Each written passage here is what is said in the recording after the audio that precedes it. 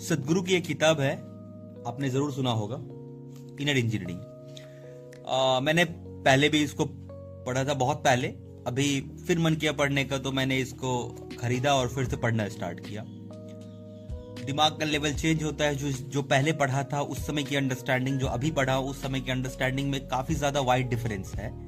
Okay, तो इस किताब का जो मेन मोटो है उसमें यह बताया गया है कि माइंड के, सॉरी, पूरे ह्यूमैनिटी के, मतलब जो हमारा हम इंसान है, वो एक मशीन है, और उस मशीन में 3 बहुत इंपॉर्टेंट सेगमेंट होते हैं, माइंड, बॉडी और आपकी एनर्जी।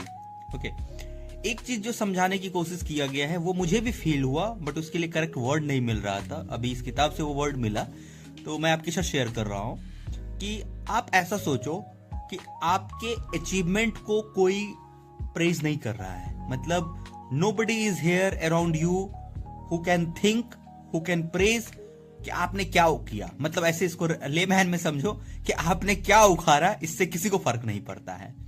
अगर ऐसा सिचुएशन डेवलप हो जाए कि मैं क्या उखाड़ रहा हूं या मैं क्या कर रहा हूं, इससे किसी को कोई फर्क नहीं पड़ना चाहिए, या मुझे भी इससे कोई फर्क नहीं पड़ना चाहिए, जब हम इस स्टेट में चले जाएंगे तो एक बहुत बड़ा एक माइंडसेट का शिफ्ट आएगा, जिस माइंडसेट के शिफ्ट में हम इंसान अपने अंदर के विलिंग्स को पहचान पाएंगे।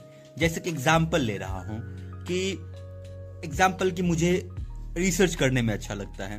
ओके, तो अगर मेरा स्टाइपेंड 20,000 है तो भी मुझे फर्क नहीं पड़ना चाहिए कि भाई, मैं अगर मेरा खाना तो चल रहा है ना, मैं जिंदा हूं, खाना पीना मेरा चल रहा है, तो मुझे थोड़ा भी इस चीज से दिक्कत नहीं होना चाहिए कि भाई उसने नौकरी ले लिया, उसको ये नौकरी मिल गया, उसने ये नौकरी कर लिया। ये जब मेरे अंदर से मर जाएगा तो मैं अपने आप का सुन पाऊंगा।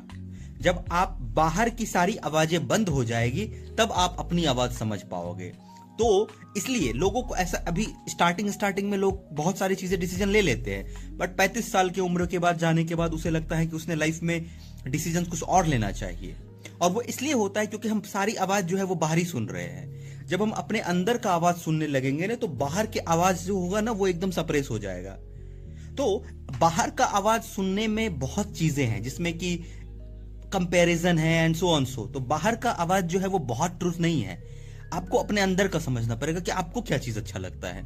जिस दिन हम ये समझने लगेंगे कि मुझे क्या अच्छा लगता है, और मैं कंपेयर करना बंद कर दूंगा XYG किसी से भी नहीं, उस दिन मुझे लगता है, और इस किताब में भी वो बताया गया और बहुत लोग इस बात की चर्चा किए हैं कि उस दिन आप अपने ट्रू सेल्फ की ओर बढ़ोगे। Signing off.